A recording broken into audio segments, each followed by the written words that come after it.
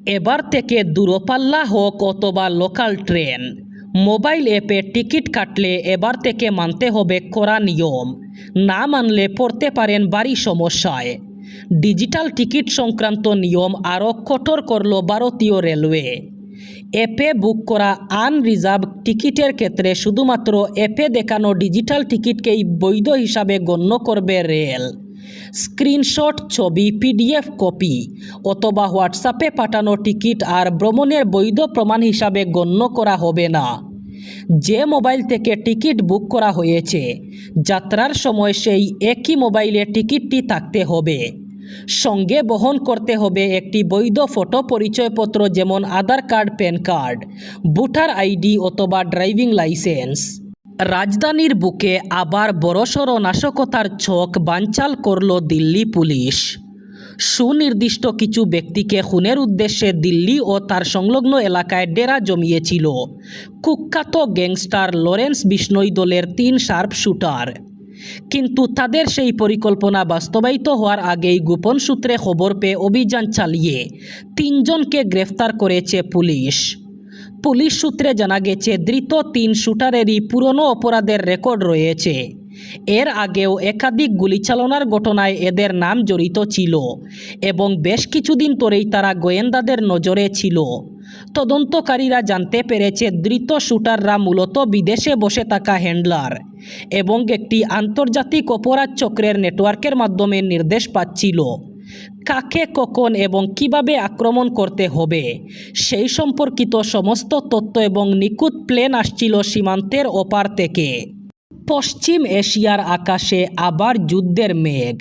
সম্প্রতি ইরান ও আমেরিকার মধ্যে উত্তেজনার পারদ আবার চড়েছে, কিন্তু এবার পরিস্থিতি আরও উত্তপ্ত।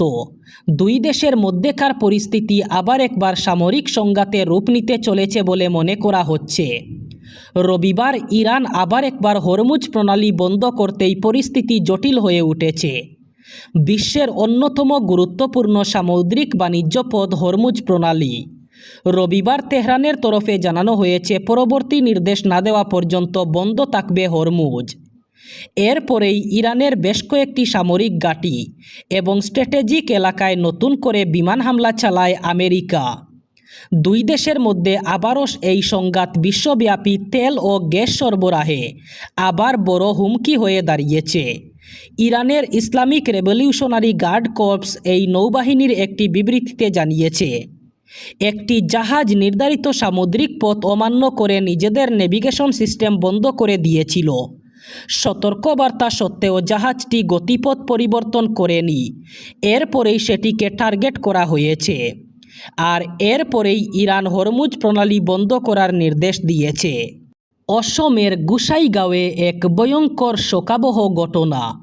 পুকুরে স্নান করতে গিয়ে জলে ডুবে মৃত্যু হলো 2 শিশুর। এই ঘটনায় গোটা এলাকায় গভীর শোকের ছায়া নেমে এসেছে।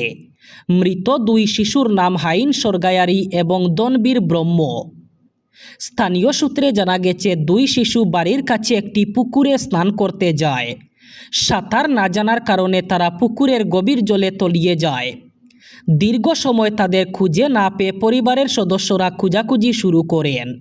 পরে স্থানীয় বাসিন্দারা পুকুরে 2 শিশুর দেহ ভাসতে দেখে দ্রুত উদ্ধার করেন, তবে ততক্ষণে তাদের মৃত্যু হয়েছিল।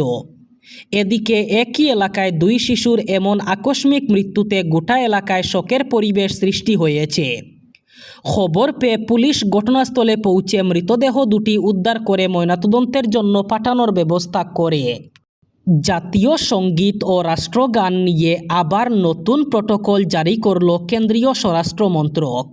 সাফ জানানো হয়েছে, জাতীয় সঙ্গীত এবং রাষ্ট্রগানে কোনো ধরনের ভুল করা যাবে না। জাতীয় সঙ্গীতের নির্ভুল উচ্চারণ করতে হবে।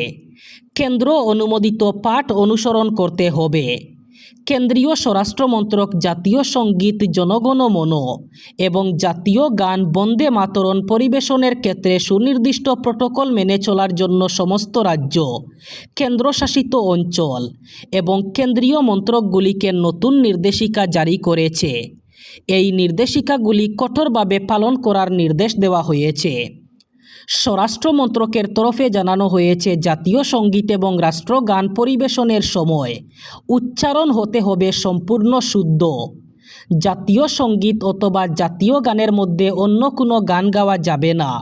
এবার মহাকাশে বিশাল আয়না বসানোর অনুমতি দিল আমেরিকা সরকার।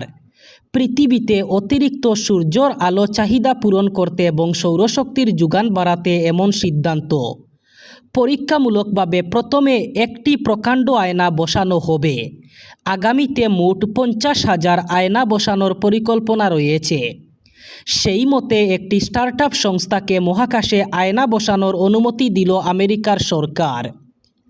রিফ্লেক্ট অরবিটাল নামের সংস্থাকে আয়না বসাতে অনুমতি দেওয়া হয়েছে। কৃত্রিম উপগ্রহের মাধ্যমে মহাকাশে প্রকাণ্ড একটি আয়না পাঠাবে তারা, যা সূর্যাস্তের পরেও পৃথিবীতে বাড়তি সূর্যালোক পৌঁছে দেবে। পরীক্ষামূলকভাবে তারা এরেন্ডিল-1 মহাকাশযান উৎক্ষেপণ করবেন, যা পৃথিবীর নিম্ন কক্ষপথে আয়নাটিকে রেখে আসবে। চলতি বছরের শেষ দিকেই এই কাজ সম্পন্ন হবে বলে জানা গেছে। রিফ্লেক্ট অরবিটাল স্টার্টআপ ক্যালিফোর্নিয়ার অবস্থিত। তাদের প্রস্তাব খতিয়ে দেখে ওই পরীক্ষায় অনুমতি দিয়েছে ইউএস ফেডারেল কমিউনিকেশন কমিশন। প্রথমে একটি 60 ফুটের আয়না বসানো হবে মহাকাশে, যা অতিরিক্ত সূর্যালোক প্রতিফলিত করবে পৃথিবীতে। সৌরশক্তি নির্ভর কৃষিকার্য থেকে উদ্ধার কার্য চালাতে, রাস্তার আলোকিত রাখতে ওই বাড়তি সূর্যালোক কাজে লাগাতে হবে বলে জানা গেছে।